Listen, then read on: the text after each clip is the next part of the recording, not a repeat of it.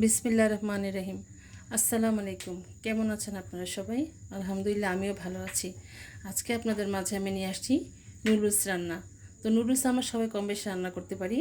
তো এখন কিছুটা নর্মাল মতন আমি রান্না করে দেখাবো, যেভাবে সাধারণভাবে আমরা ঘরে তৈরি করি সেভাবে।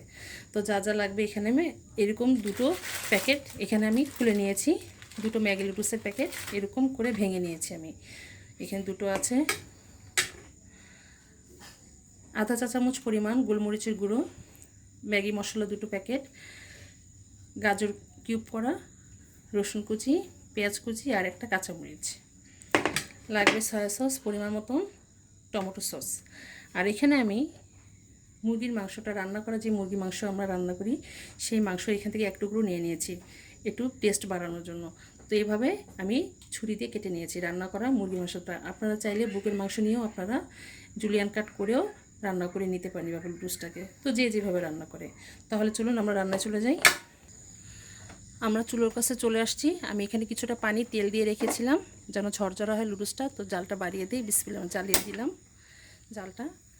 আমরা এখানে হালকা গরম করে রেখেছিলাম পানিটা।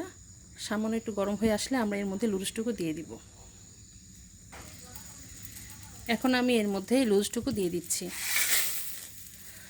আপনারা চাইলে স্টিকটাও নিতে পারেন, যে কোনো ব্র্যান্ডের লুডুসটা আপনারা নিয়ে নিতে পারেন রান্নার জন্য। তো আমি এখানে ম্যাগিটাই ব্যবহার করছি। আমি এটা পানিটা ছাঁকবো না, পানিটা একটু টানিয়ে নিব। আপনারা চাইলে পানিটা ছেঁকে নিতে পারেন, একটু বলক আসুক। এটা সিদ্ধ হওয়া পর্যন্ত আমাদের অপেক্ষা করতে হবে। এটার আমি পানিটা টানিয়ে নিব চুলোর মধ্যেই। আপনারা চাইলে পানিটা ঝরিয়েও নিতে পারেন। এখন আমি যেভাবে রান্না করি আপনাদেরকে ওভাবে আমি করে দেখাচ্ছি।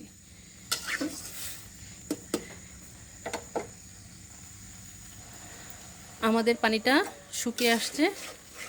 এখন আমি এই পর্যায়ে লুজটাকে নামিয়ে দিব। লুজটাকে আমরা নামিয়ে দিব। আমরা লুজটাকে নামিয়ে দিলাম। এখন এর মধ্যে আমরা কিছু পরিমাণ সয়াবিন তেল দিয়ে দিব। বিসমিল্লাহির রহমানির রহিম।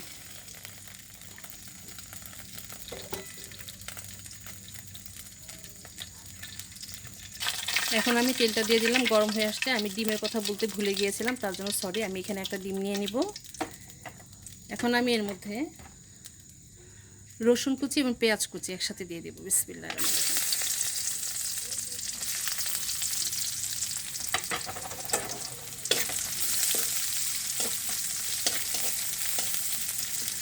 আপনারা চাইলে এর সাথে আরও কিছু সবজি অ্যাড করতে পারেন, পেঁয়াজ পাতা, তারপরে ক্যাপসিকাম, এটার সাথে অ্যাড করা যাবে, আরও টেস্ট বাড়বে দিলে। তা আমার কাছে এখন শুধু গাজরটা ছিল, সেই গাজরটা দিয়ে এখন আমি এটাকে রান্না করছি। হালকা একটু নরম হয়ে আসলে আমরা এর মধ্যে গাজরটা দিয়ে দিব।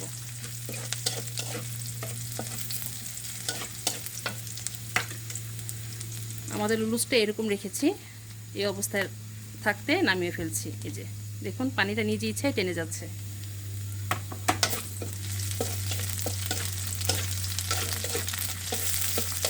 বেশি লাল করা যাবে না, না হলে পুড়ে যাবে। এখন আমি এর মধ্যে যে গাজরগুলো আছে সেটা দিয়ে দিব। বিসমিল্লাহির রহমানির রহিম। গাজরটা দিয়ে দিলাম, একটু হালকা ভাজা হলে তারপরে ডিমটা দিয়ে দিব।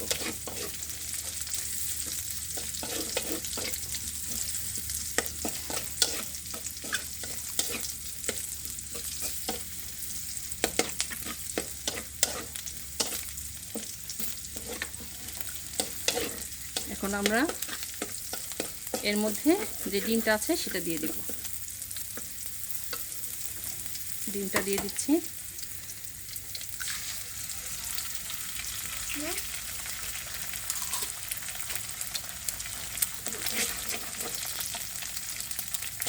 ডিমটা দিয়ে দিলাম।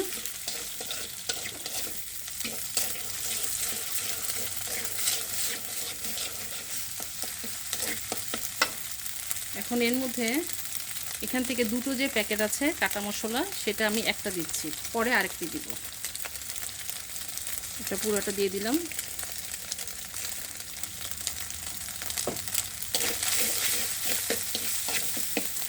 এখন আমি এর মধ্যে মাংসটা অ্যাড করে দিব। যে মাংসগুলো কেটে রেখেছিলাম রান্না করা সেটা দিয়ে দিচ্ছি।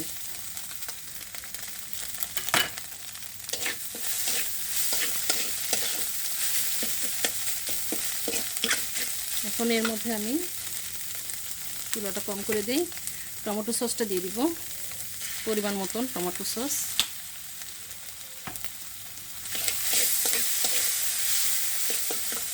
আর দিব সয়া সস, পরিমাণ মতন সয়া সসটা দিয়ে দিচ্ছি।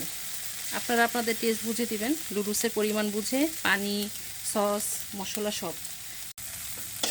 এখন এর মধ্যে আমি গোলমরিচটা দিয়ে দিব, যে গোলমরিচটা আছে সেটা দিয়ে দিচ্ছি। এখন ভালো করে নেড়ে এখন আমি নুডলসটা এর মধ্যে দিয়ে দিব। বিসমিল্লাহির রহমানির রহিম। নুডলসটা দিয়ে দিলাম।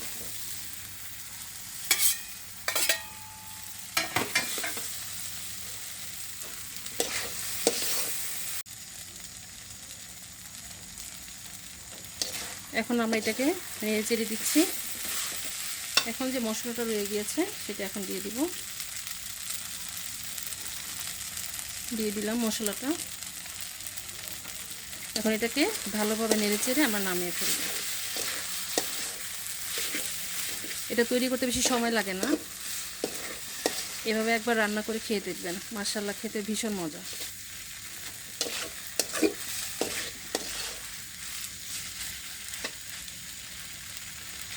আমাদের রান্নাটা শেষ, চুলাটা বন্ধ করে দিই।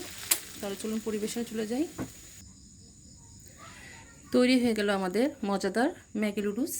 মাশাআল্লাহ আলহামদুলিল্লাহ, দেখতে ভালো লাগছে, খেতেও ভীষণ মজা হবে ইনশাল্লাহ। আশা করি আপনাদের কাছে ভালো লাগবে আমার এই রেসিপিটা।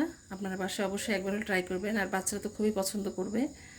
তো আপনারা একবার বাসায় অবশ্যই ট্রাই করে দেখবেন, ইনশাল্লাহ আপনাদেরটাও আমার চেয়ে ভালো হবে। তো আমার জন্য দোয়া করবেন, আমি যেন আপনাদের মাঝে আরও নতুন নতুন রান্না নিয়ে আসতে পারি। আপনারা যে যেখানে আছেন ভালো থাকেন। তো আজ এই পর্যন্তই, আল্লাহ হাফেজ।